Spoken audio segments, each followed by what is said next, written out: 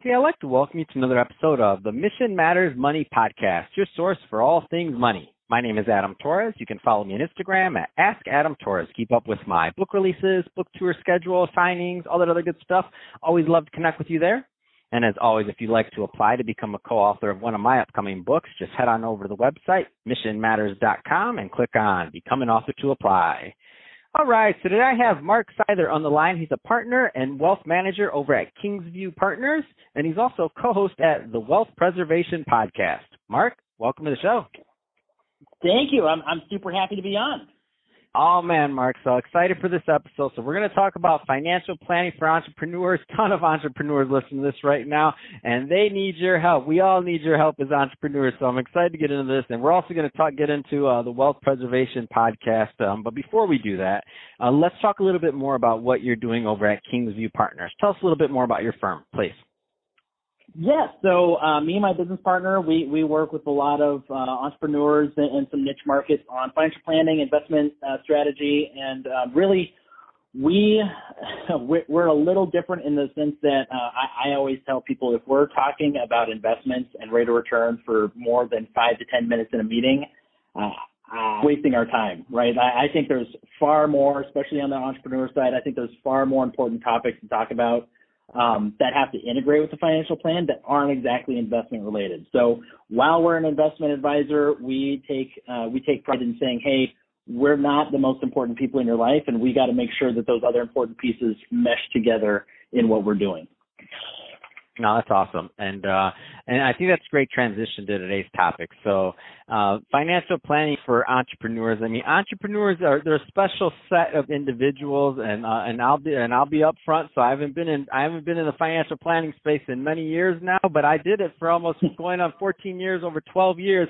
And entrepreneurs are hard to work with, and I know why, because now I'm an entrepreneur on that side of the table, but I used to be on the side of the table working with them too. So where do you want to start this topic? Because I just wanted to set the stage and get the attention of all the entrepreneurs listening. So turn this up. Where do you want to start with this one, Mark? Yeah, so I'd say probably you're very right in saying they're just entrepreneurs are a different breed, right? And it's mainly because they have about 36 hours worth of work that they got to do in 24 hours, and at some point they've got a nap, right? I mean that's the nature of their life, and so fact.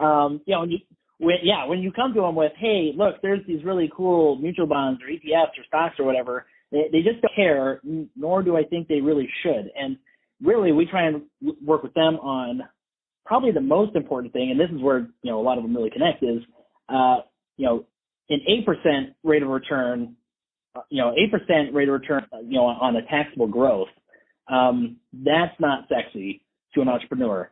Saving 12% in taxes or saving 22% in taxes, that's sexy, right? They're more interested in that.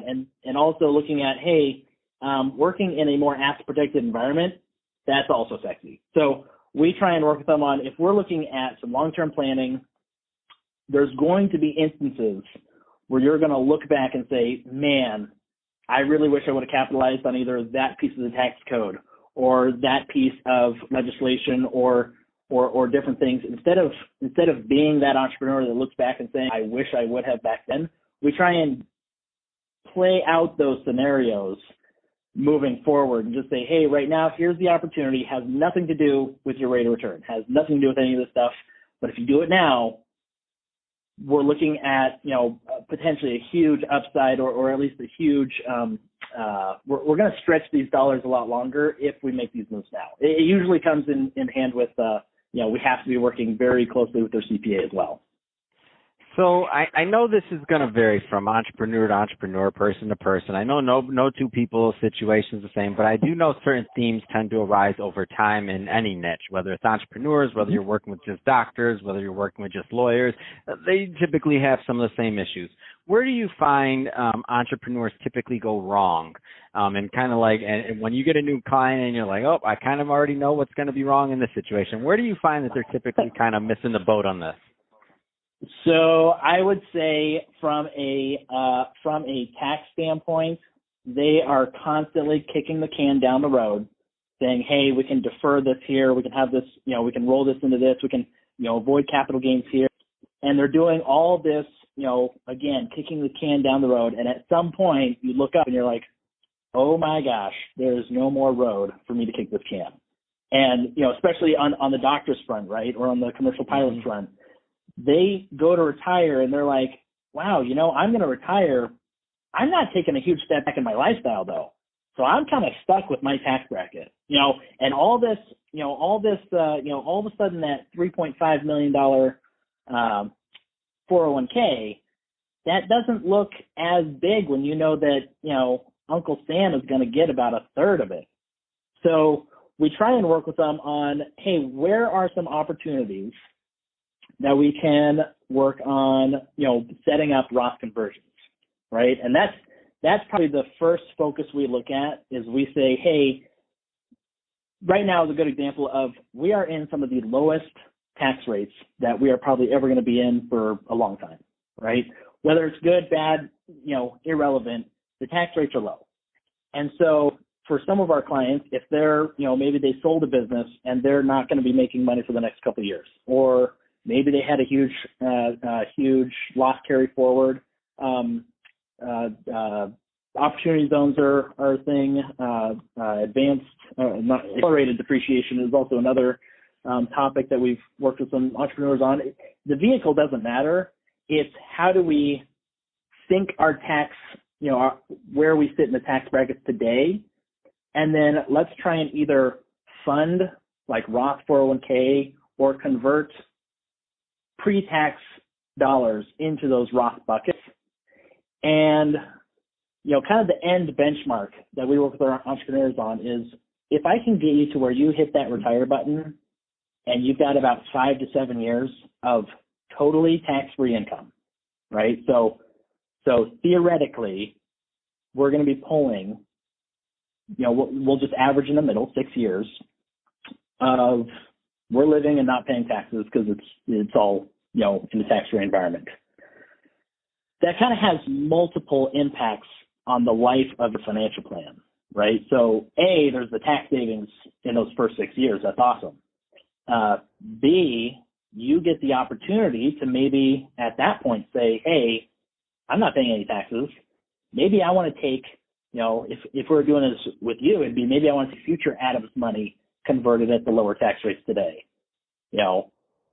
Secondly, one of the things that people consistently say when they look at their 401k and how much it's growing on the tail end of those years is they're like, man, I wish I could go back and do more. And, I wish I would have saved earlier or whatnot. It's like, well, you can't.